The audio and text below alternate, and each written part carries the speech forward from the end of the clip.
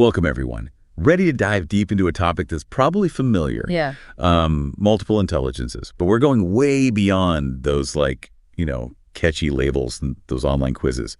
We're going deep into Howard Gardner's book, Frames of Mind. Frames of mind. And trying to see what this theory actually means and how much evidence is actually backing it up and why it even matters, to you, even if you ace those standardized tests. Yeah, it's interesting. This theory really did shake up how we thought about intelligence, for so long. The assumption was always that there's this single general intelligence, and we all have it to, varying degrees. Something that those IQ tests think they can, quantify. Right, the infamous IQ test. Yeah. And Gardner argued that those tests only capture, a sliver of our potential. Yeah. Cognitively. Yeah. It's almost like saying, judging a fish by how well it climbs a tree. Exactly. That's what those tests sometimes feel like. Exactly. And that's precisely what, Gardner was pushing against. He was proposing a much broader perspective. Right. With 7 distinct intelligences. So we have linguistic, musical, logical, mathematical, spatial, bodily, kinesthetic. It's quite a list. Interpersonal and intrapersonal. And he even suggested there might be more. Oh, wow. Which is, interesting. So it's not just this single single spotlight. It's this whole array of lights illuminating all these different facets of human capability. I like that analogy. But what makes each of these intelligences unique? You can think of them as specialized cognitive tool sets. So linguistic intelligence, they excel in the world of language. They understand all of the nuances, the structure, the power it has to persuade, to delight. Musical intelligence, they're attuned to the intricacies of sound, pitch, rhythm, the ability to compose and appreciate those musical forms. And then you have the logical mathematical intelligence, yes, which is the domain of reasoning, pattern recognition, those people who thrive on those numerical relationships. Yes. Deciphering those. Absolutely. And then there's spatial intelligence. That shines in perceiving and manipulating visual and spatial information. So think mental rotation, understanding forces, recognizing similarities across different domains. Okay. Bodily kinesthetic intelligence, on the other hand, that's all about the skillful control and coordination of movement. Expressing yourself physically, manipulating objects with precision, mastering complex physical skills. So we've got language, music, logic, spatial reasoning, physical. What about social smarts? Where does that fit in? Yes. So interpersonal intelligence, that's where they really excel. Understanding and connecting with others. Yep. Accurately reading moods, motivations, right, navigating all those complexities of social interactions. Right. And interpersonal intelligence takes that understanding inward. Okay. It's that self-awareness, recognizing their own emotions, their own motivations, their strengths and weaknesses. So it's like having this detailed map of your own psyche. Yeah, precisely. Uh-huh. I love that. But how did Gardner address people who would criticize this and say, aren't these just talents or skills, not intelligences? How did he kind of combat that? He actually offered quite compelling evidence from different fields. Okay. So, for instance, neurological studies. Right. Yeah. They show that different areas of the brain, they're specialized for different cognitive functions. What? So you damage one area, you might impair language, but spatial abilities are intact, suggesting these distinct neural underpinnings for each intelligence. So it's not like this big blob of intelligence in our brain. It's very specific areas. Exactly, yeah. And you can also look at it from the evolutionary argument. Right. Think of the challenges that, our ancestors faced. Right. Bodily kinesthetic intelligence, that was vital for crafting tools and hunting. Makes sense. Spatial intelligence, crucial for navigation and mentally mapping their environment. Right. So these intelligences likely evolved as humans, had to adapt to those specific survival demands. It's like each one became its own specialized tool. Seriously. In the toolkit. Yeah. In our human toolkit. Yeah. Honed over millennia. Yeah. And then you look at it cross-culturally. Yes. Which adds another layer of intrigue to it all. Oh, absolutely. Different societies value and nurture, specific intelligences, shaping unique cognitive strengths. Right. The Puluot people. Oh, right. They're renowned for their navigational expertise. Right. And they rely heavily on their spatial intelligence. Yes. A deep understanding of celestial bodies. It's fascinating. Then you have Islamic scholars. Right. known for memorizing these vast religious texts, incredible linguistic memory skills. So each culture is cultivating Yes. certain intelligences Exactly. to kind of meet their needs. Yeah. So are these intelligences fixed at birth, Right. or can they evolve Yeah. through education and experience? That's where it gets really captivating. Okay. Gardner argued they're not static. They're shaped by this really intricate interplay of biology, Right. culture, Okay. and personal factors.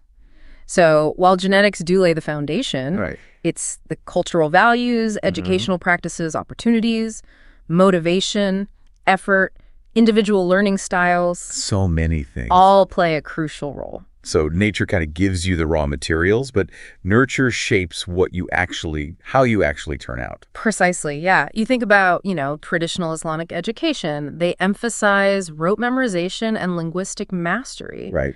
That contrasts sharply with modern secular education, which prioritizes scientific thinking and logical reasoning. Right. So depending on, your environment and the learning experiences, Right. certain intelligences will flourish more than others. It's fascinating. But, if each person has this unique intelligence profile, then what does that mean for education? Oh. Should we focus on honing our existing strengths Yeah.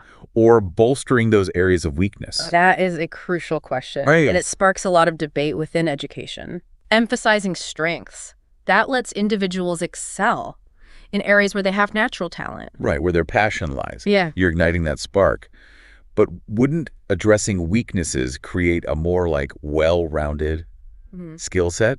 That would open up more opportunities. Certainly. It's a tough one. It is, and the approach needs to be tailored. Okay. Rather than forcing someone who struggles with, spatial reasoning to become an architect. Right. Maybe we help them develop compensatory strategies or highlight different pathways. Right. Maybe their strengths in linguistic and interpersonal intelligence could lead them to a successful career in architectural communication. Right, so playing to their strengths. Exactly. But even with this widespread impact, this theory has faced criticism. Oh, absolutely. People say that there are no standardized ways to measure this. Yes, that's a common one. While IQ tests can quantify, traditional notions of intelligence, Right. assessing these diverse abilities. Right. How do you even measure it? Exactly. And it's hard to distinguish between an intelligence and a talent or a skill. Right. Where's that line? Exactly. Where is that line? And some even argue that it's oversimplifying complex cognitive processes. Reducing intelligence to these distinct categories might not capture the full picture. Right. But even with these criticisms, Gardner's work has really sparked vital conversations about intelligence. It makes us really think about it. It does. It makes us move beyond this narrow one-dimensional perspective. Right. Reevaluate what it means to be intelligent Absolutely. and how we nurture it in ourselves and others. Did Gardner ever expand his theory beyond just the individual brain? He did. Okay. He introduced these really interesting concepts of the contextualization and distribution of intelligence. Okay, those sound interesting. So taking it beyond the confines of an individual skull. So it's not all in our heads. Where else could it be? Contextualization. That highlights the role of our environment in shaping how we think. So being human in a technologically driven society is different from being human in a pre-literate society. Absolutely. Yeah. Our cognitive abilities, they're molded by the world around us. So it's not just internal, it's external too. Exactly. Distribution suggests that intelligence isn't exclusively housed within our brains. Okay. If it's not in our head, where is it? Think about the tools we use, Technologies, symbolic systems. Okay. They extend our cognitive reach. A calculator amplifies our mathematical capabilities. Right. A smartphone that enhances communication and memory. So they become extensions of our mind, Precisely. like glasses for our vision. But you also can't forget about social interactions. Absolutely, that's key. We learn from each other. We collaborate on projects. We build on each other's knowledge, creating a collective intelligence. Exactly. It's not just two heads are better than one. It's like two heads are exponentially better than one. Yeah. It's amazing. It makes you wonder, could the digital age, with this constant connectivity and new technologies, be birthing new forms of intelligence? Yeah. Or changing existing ones? That's a question worth pondering. Right. But before we go too far down that road, let's recap some of the key points. Okay, let's consolidate this. What have we learned so far? First, Intelligence is not just one entity. It's a diverse set of capabilities. Okay. Traditional IQ tests, they just don't capture the full range of human intellectual potential. Third. Gardner proposed 7 distinct intelligences. Right. And there could be more. Fourth. Each intelligence has its own, set of core abilities, operations, and developmental trajectory. Fifth. Neurological studies, evolutionary biology, cross-cultural observations, all of that supports the idea of multiple intelligences. Sixth. Different cultures they value, and they cultivate different intelligences, leading to, distinctive cognitive strengths. Right. Seventh. Intelligences are not fixed. They can be developed. Eighth. Through education and experience. Education should strive to match teaching methods to individual intellectual profiles. Ninth. Intelligence is not solely an individual capacity. Right. It's shaped by artifacts, social interactions, and the wider context. And finally, 10th. Gardner's theory, while it is subject to debate, it continues to evolve as we learn more about the human mind. Absolutely. Stay tuned, because we're going to explore the implications of these insights in part 2 of our deep dive. Yeah. It's amazing how, this theory's changed our view of intelligence, recognizing all these capabilities that go beyond what the IQ tests measure. It's a paradigm shift. It really is. Yeah. But knowing about these different intelligences is just the first step, right? The real power is, how do we use this knowledge Exactly, yeah. to learn better and grow? And that's where we're going to, focus our attention now, exploring those practical implications Okay. for education and personal development. Perfect. Let's dive into those practical applications. Imagine, a young woman in Paris composing electronic music on her computer. Okay. I think that's a beautiful illustration It is. of how technology can play a role with these multiple intelligences. It is. Opening up new avenues for learning and self-expression. It really is a compelling illustration. She's seamlessly blending, that logical mathematical intelligence, Right? which is required for programming, with her musical intelligence as she crafts these compositions. Right. And it all unfolds in this, individual self-directed environment, Right. which highlights, a key opportunity for, modern education, All right. harnessing the power of technology to engage these diverse intelligences. And it's like technology is a catalyst, allowing individuals to explore their strengths in ways that we couldn't even imagine before. Yeah. Someone with strong spatial intelligence could delve into 3D modeling Right. or virtual reality, Right. creating immersive worlds. Or, someone with bodily kinesthetic intelligence could use those interactive simulations or motion capture technology. Exactly. It's not just about adopting these new tools. It's about rethinking how we teach. The traditional classrooms with the rote learning and the standardized tests. Right. That often fails to tap into all of these different intelligences. It's like trying to make everyone fit into the same mold Exactly. when they all have these strengths and preferences. Yeah, a more effective approach is creating learning environments that are, personalized, Right. experiential, and cater to all those different learning styles. So how can educators actually, implement this multiple intelligence framework Yeah. in real ways? What would that look like in a classroom? Well, it starts by recognizing that one size doesn't fit all. Right. Goal is to provide, a menu. Okay. A menu of learning experiences that cater to different intellectual profiles. I like that. So, for example, imagine a unit on ancient civilizations. Now, instead of just using textbooks and lectures, you could engage in a variety of activities. Yeah, I like where this is going. So you could have linguistic learners. Okay. They could delve into primary sources, historical narratives. Right. Spatial learners. They could create models. Right. Maps of ancient cities.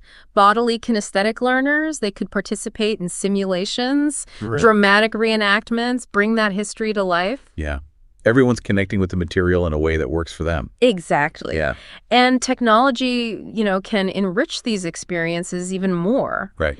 Students with musical intelligence could create soundtracks for those historical documentaries, Right. while those with interpersonal intelligence could, collaborate on a virtual museum exhibit. The possibilities really are endless. It's like creating multiple entry points Yeah. for those students so they can access and engage with the material in a way that makes sense for them. Yeah. And then that deepens their learning, but it also gets them excited about it. Yeah. It makes them actually want to learn. Absolutely. And let's not forget about assessment. Right. How do we even measure this? Exactly. We have to move beyond those traditional standardized tests. Because those don't really capture all of these things. Exactly. You can't gauge spatial reasoning by having someone fill in some bubbles. Exactly. Yeah. Evaluating multiple intelligences requires a much more nuanced approach. Okay. You need observations, portfolios, performances, project-based assessments. So looking for evidence of those intelligences. Yes. But not just, one single test. Exactly. One day. Yeah, we need to acknowledge that intelligence is much more dynamic. Right. And it cannot be captured by a single test score. Right. And Gardner's theory has this other crucial aspect, which is that we can develop these intelligences. And I think that's really empowering. It is. That we're not, just stuck with what we're born with. It's incredibly empowering. People can realize that their intelligence can, grow and transform. So how do we actually, in real life, foster the development of these intelligences? It's a blend of providing those rich environments Okay. and targeted learning experiences. Right. So just like our musician in Paris, she thrives in that context where technology intersects with her musical and logical mathematical intelligences. Right. Others will thrive in environments that are tailored Right. to their own strengths. So let's say someone has strong interpersonal intelligence. Okay. How could you nurture that? How could you make that grow? You could provide opportunities for them to be leaders, Okay. collaborative projects, Right. even conflict resolution activities. Yeah. These experiences, they help them hone those social skills. Right. They deepen their understanding of human dynamics, Okay. and they apply their strengths in really meaningful ways. What about someone with strong bodily-kinesthetic intelligence? You encourage them to participate in sports Right. or dance or hands-on activities, building things, creating things. The key is to align the learning experiences with those individual strengths. Right. Provide plenty of opportunities to practice, experiment, Right. and ultimately grow. It's like giving a plant the right nutrients and the right environment. A brilliant analogy. Just like a gardener might, provide support or prune to guide its development, Right. educators can offer scaffolding and mentorship to help students cultivate those intelligences. So it's not just about presenting the opportunity, it's about actively helping them. Exactly, yeah. However, while focusing on strengths is essential, we can't just neglect areas where individuals face, challenges. Right, because sometimes you need to address those weaknesses. Absolutely. To become more balanced. Yeah. However, the approach to strengthening those areas should be different. Instead of trying to transform someone who struggles with math into a calculus prodigy, Right. we can empower them with different strategies Okay. or guide them towards alternative pathways to achieve their goals. So like if a student with weaker spatial skills wants to be an architect,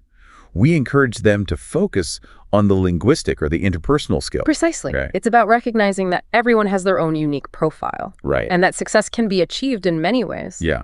You find those creative solutions that help them leverage their strengths and navigate those challenges, ultimately achieving what they want to achieve. Exactly. Now let's shift our attention to another critical facet of education, the influence of cultural values, Okay. societal expectations on intellectual development. So how do these cultural differences actually shape how we see and develop intelligences? As we've seen with, the Puluwat navigators and the Islamic scholars, different cultures emphasize and cultivate different strengths. Right. Some societies really prize, linguistic intelligence, while others prioritize spatial or bodily kinesthetic intelligence. Yeah. And these cultural values, they influence educational practices, even shape individuals' perceptions of their own abilities. So what might be a weakness in one culture could be a strength in another. Precisely. It's all relative Yeah. to the society you're in. It is. And that underscores the importance of cultural sensitivity in education. Right.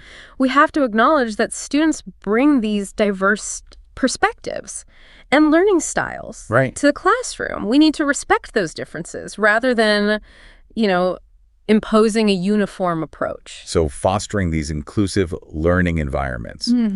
that embrace all these different perspectives. Yeah. Because intelligence is this multifaceted tapestry. Exactly. And as our world is becoming, increasingly interconnected, Right. cultural awareness becomes even more crucial. Right. We need to equip students with the skills and the understanding to navigate a world where they'll be collaborating with people from all different backgrounds. That's right. You have to develop those cross-cultural communication skills.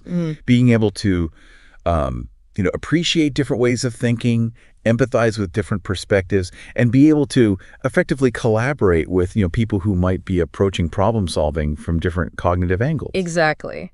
And this leads us to another intriguing aspect of Gardner's theory. The notion that intelligence can be distributed, extending beyond the individual brain. Okay, so we touched on this earlier. Can we go a little deeper into that? How do tools and technologies really act as extensions of our intelligence? Okay, well, think of a simple tool, Okay. like a hammer. Okay. It amplifies our physical strength, right? Allows us to do things we couldn't do with our bare hands. Right. Similarly, more sophisticated tools, computers, the internet, Right. they enhance our cognitive abilities. Right. They allow us to process information, to solve problems, Right. to connect with others in ways that go far beyond what we could do individually. So they become like cognitive prosthetics, Precisely. like glasses are for our vision. Yeah, and social interactions, play a vital role in this. Right. We learn from each other, we collaborate, we build on each other's knowledge, creating that collective intelligence. It's more than just the sum of its parts. Exactly. Right, when those perspectives and strengths come together. Exactly. And this distributed view of intelligence has huge implications for how we approach education. Okay.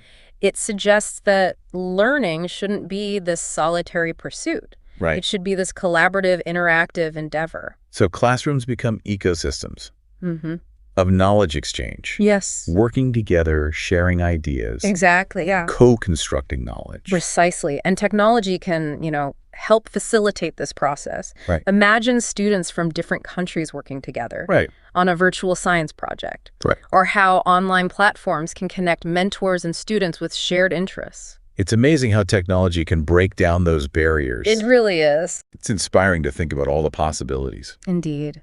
And as we embrace this distributed perspective, we have to reconsider the role of the educator. Right, because if intelligence isn't just in the individual, that traditional model of a teacher as like the holder of all knowledge becomes kind of outdated. Absolutely. So they're not just dispensing information, they're more like facilitators, Yeah. guides, Yeah. co-learners Exactly. in these dynamic systems. Yeah. So it's less about lecturing Right. and more about crafting engaging collaborative experiences Right. where students are actively constructing knowledge, Okay. guided and supported by the educator. So what are some qualities of an educator in this world?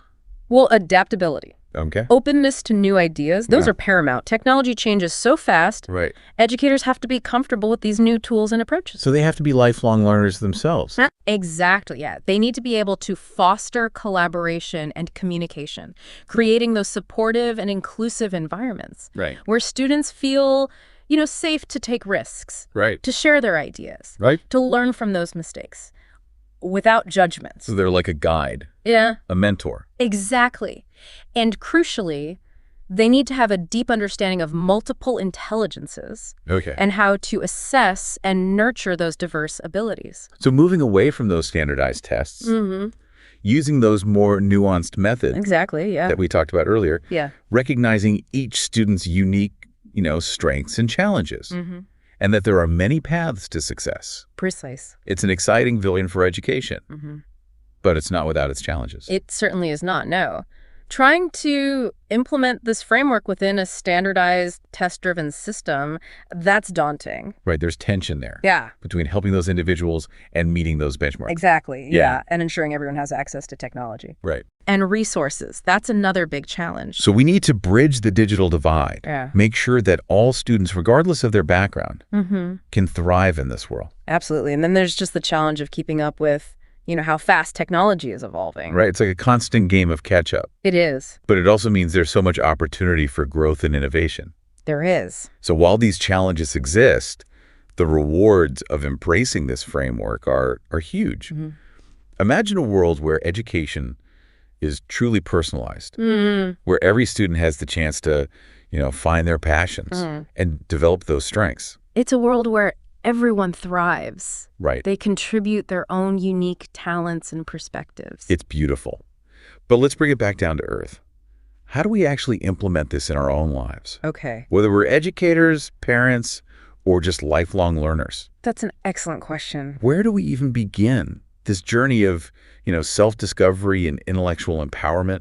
Well, the first step is self-awareness. Okay. It's about recognizing our own strengths and weaknesses. Right. And understanding how they influence how we learn. So it's like taking inventory of your own, cognitive toolbox. Precisely, yeah. What tools you have. Yeah, and once you have a better understanding of your own profile, you can seek out experiences that cater to your strengths. Right. And help you, work around your challenges. So let's say someone realizes they have strong spatial intelligence, Okay. but they have trouble with linguistic tasks. Right. What could they do? Well, they could incorporate visuals, diagrams, harness those spatial strengths to grasp those complex concepts or memorize information. They might also, be drawn towards more hands-on activities or visual demonstrations rather than lectures or lots of text. So you're playing to those strengths. Right. Finding those paths that work for you. Exactly. But it's also about acknowledging those weaknesses. Right. And developing strategies to compensate, using the tools and resources we have. Right. And technology can be a great tool for that. Oh, absolutely. Someone who struggles with writing can use speech to text or grammar checkers. Exactly, yeah. Improve their written communication. Technology can help overcome those challenges. It can help us learn. It can. So it's all about finding those creative solutions that resonate with you. It is. Another crucial step is creating environments that support different learning styles. Right. So how do you do that? Yeah. How do you do that? Create these stimulating and inclusive environments. Well, it starts by recognizing that there's no one right answer. Right. You can't expect everyone to thrive in the same environment. Right. You have to embrace the fact that people are different. Exactly, yeah. So whether you're an educator designing a classroom or a parent creating a learning environment at home, you need to provide different kinds of experiences. It's offering lots of options. Books, games, puzzles, art supplies, musical instruments, technology. Let them explore and discover what they're passionate about. Precisely, yeah. And it's important to create a culture of respect and inclusivity where everyone feels valued and supported. So you celebrate those differences. Yeah. Recognizing that everyone has their own way of learning. Absolutely, yeah. And this leads us to another important aspect, cultivating a growth mindset. Oh, I've heard that term before. Can you remind me what that means? A growth mindset is the belief that our abilities are not fixed, that they can be developed through effort, persistence, and learning from, setbacks. So the opposite of a fixed mindset, which assumes that our intelligence is just predetermined. You're either smart or you're not. Exactly. Yeah. So it's about embracing those challenges, seeing them as opportunities to grow. Not like threats. Exactly. Yeah. And understanding that mistakes, they're not failures. They're stepping stones on the path to, becoming better. It's like that quote from Michael Jordan. I've failed over and over again in my life, and that is why I succeed. It's like those setbacks are going to happen. You're going to have those. Yeah. But it's what you do with them. Exactly. Yeah. And this mindset, extends beyond ourselves to those that we mentor or teach. It's about encouraging effort, persistence, praising, the process, not just the final product, helping them develop those resilient learning habits. So not praising a child for being smart, but praising them for their effort, their creativity, things that are within their control. Precisely, yeah. It's about shifting that focus from things that are just innate to those qualities that we can actually develop if we work at it. Exactly, yeah. It's powerful. It is. And it's important to remember that this is a journey, not a destination. It's about seeking out new challenges, expanding our knowledge, refining those skills throughout our lives. So always be learning. Precisely. Be curious. Explore new ideas. Delve deeper. Exactly. Yeah. And as we embark on this, journey, we're not alone. We can connect with others, find mentors, collaborate, to learn more. So tapping into that distributed intelligence that we talked about, that knowledge isn't just in our heads, it's everywhere. Exactly, yeah. And by embracing this, collaborative approach, we can achieve so much more. It's amazing. It makes you wonder, what if we use this framework to tackle the big problems that we face? That's a brilliant proposition. Gotcha. Imagine teams of scientists, Right. artists, engineers, policymakers, community leaders all working together, using their unique talents to tackle these challenges. Right, like climate change, poverty, conflict, Exactly. but like a global think tank, the brightest minds coming together Exactly. from everywhere. To find solutions. Precisely. And technology can help connect those individuals. Right. Imagine platforms where experts from around the world can share their knowledge, analyze data, develop solutions together. It's like crowdsourcing solutions for humanity, Exactly. using all that collective intelligence. So with this multiple intelligence framework, we can move beyond those narrow ways of thinking that have prevented us from solving these problems. Precisely. Because there's no one solution. There's no one right way. We need all the different types of intelligence to solve them. Precisely. And this is where education becomes, so important. Right. We need to equip future generations with the skills and the knowledge Right.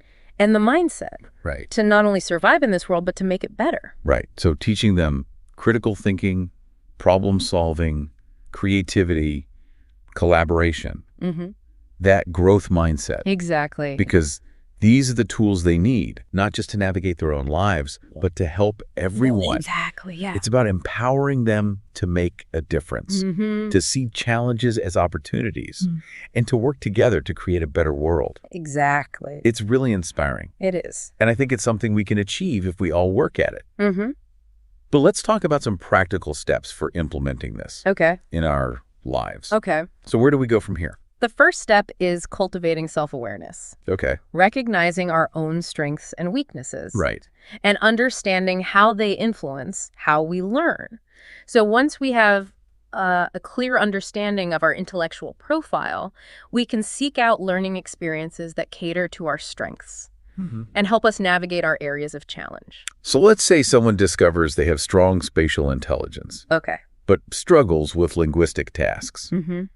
What strategies can they use to play to their strengths and overcome their challenges? Well, they could incorporate visual aids or diagrams into their learning. They could also gravitate toward learning experiences that emphasize hands-on activities or visual demonstrations rather than lectures or text-heavy materials. So they're playing to their strengths and finding alternative pathways that allow them to learn and grow in ways that align with their own cognitive wiring. Exactly, yeah. It's also about acknowledging our weaknesses and developing strategies to compensate for them, utilizing the tools and resources that are available to us. Technology can be a powerful ally in this. For instance, for someone who struggles with writing, speech-to-text software or grammar checkers could be invaluable. Precisely. Technology can be harnessed to overcome intellectual challenges and expand our learning horizons. So it's all about finding those creative solutions that resonate with our individual needs and learning preferences. Indeed. Another crucial step in applying this multiple intelligence framework is creating environments that support diverse learning styles. Okay, how do we go about creating these intellectually stimulating and inclusive environments? It begins with recognizing that there's no one-size-fits-all solution. Right. We can't expect everyone to thrive in the same rigid learning environment. We need to move beyond that cookie-cutter approach to education and embrace the diversity of human intellect. Exactly. Whether we're educators designing a classroom or parents fostering a home learning environment, we need to provide a diverse array of learning experiences that cater to different intellectual strengths and learning preferences. So it's about offering a rich tapestry of learning options. Books, games, puzzles, art supplies, musical instruments, technology, allowing individuals to explore and discover what ignites their passion and fuels their intellectual growth. Precisely, yeah. And it's equally important to cultivate a culture of respect and inclusivity. Right. Where everyone feels valued and supported regardless of their intellectual profile. It's about celebrating those differences, recognizing that each person has their own unique way of learning and contributing to the world. Absolutely, yeah. This leads us to another vital aspect of fostering intellectual development, cultivating a growth mindset. I've encountered this term before. Could you remind us what constitutes a growth mindset? A growth mindset embodies the belief that our abilities are not fixed, but can be developed through effort, persistence, and learning from our setbacks. It's the antithesis of a fixed mindset, which assumes that our intelligence is predetermined and unchangeable. So it's about embracing challenges, viewing them as opportunities for growth rather than threats to our self-worth. It's about understanding that mistakes are not failures, but rather stepping stones on the path to mastery. Precisely. And this mindset shift is crucial for unlocking intellectual potential. When individuals believe they can expand their abilities, they're more likely to persevere through challenges, embrace new learning experiences, and ultimately achieve greater success. It reminds me of that famous quote from Michael Jordan. I failed over and over and over again in my life, and that is why I succeed. It's about recognizing that setbacks are an inevitable part of the journey and using them as fuel for growth and resilience. Absolutely, yeah.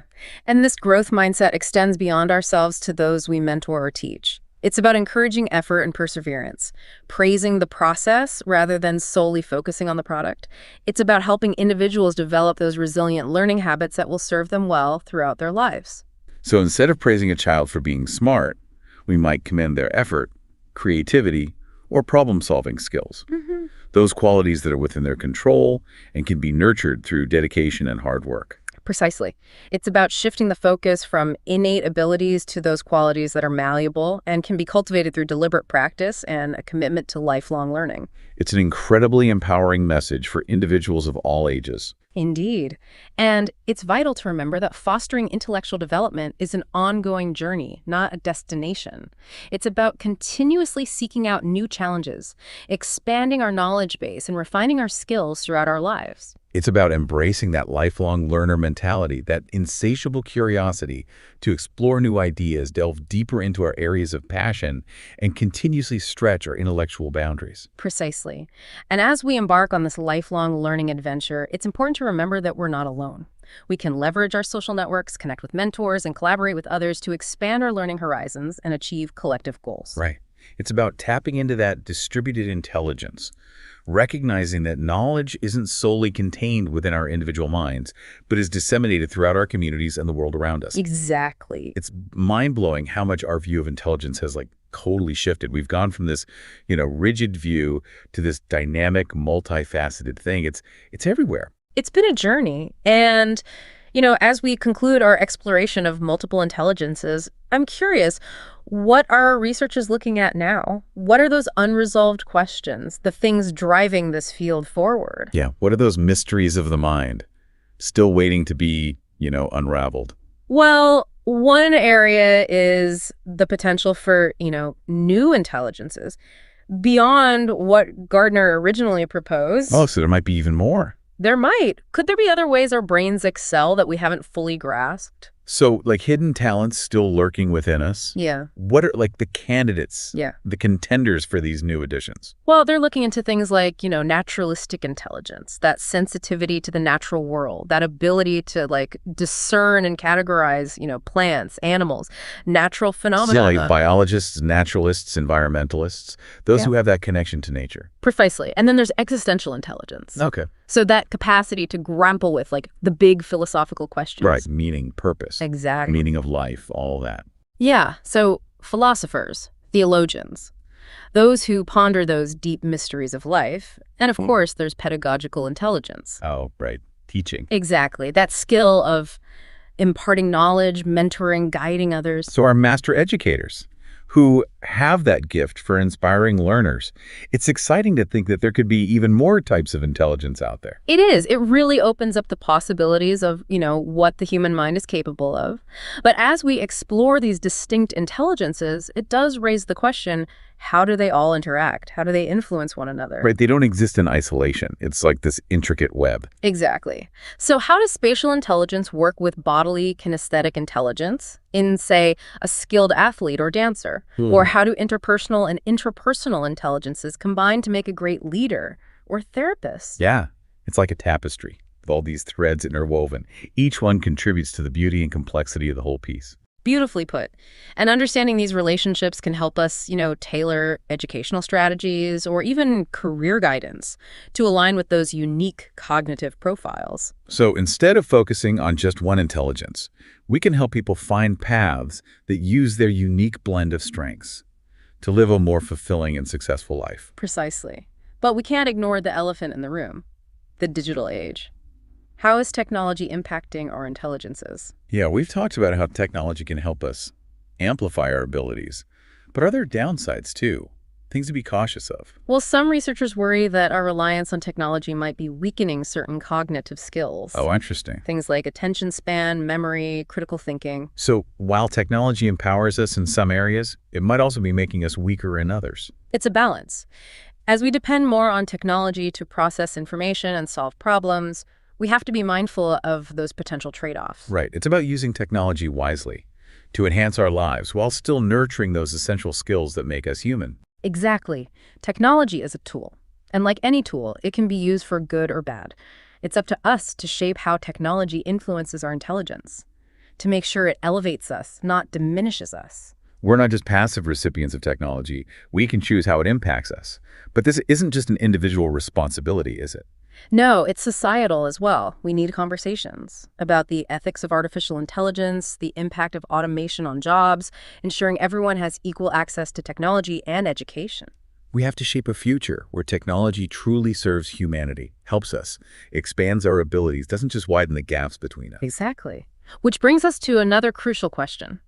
How can we use this understanding of multiple intelligences to create a more just and equitable world? That's a big question, but it's an important one. Intelligence isn't just about what one person can achieve, it's about our collective potential to solve problems, create, innovate, make a better future for everyone. Absolutely. And embracing this framework allows us to challenge those systems that only value certain types of intelligence, the ones that often leave people behind. Like those standardized tests that favor certain skills while neglecting others, like we talked about. Exactly. By recognizing and valuing all types of intelligence, we can build more inclusive systems. Schools, workplaces, societies, where everyone has the chance to contribute, to share their unique talent. We need to broaden our definition of success, acknowledge that intelligence comes in many forms, and each one has value. Precisely. And that shift can make a real difference. It can lead to a more just and equitable world where everyone, regardless of their background, their intelligence profile, has the opportunity to thrive. It's a beautiful vision. And as we wrap up our deep dive, I want to leave our listeners with this thought. The theory of multiple intelligences is more than just a theory. It's a way of looking at the world.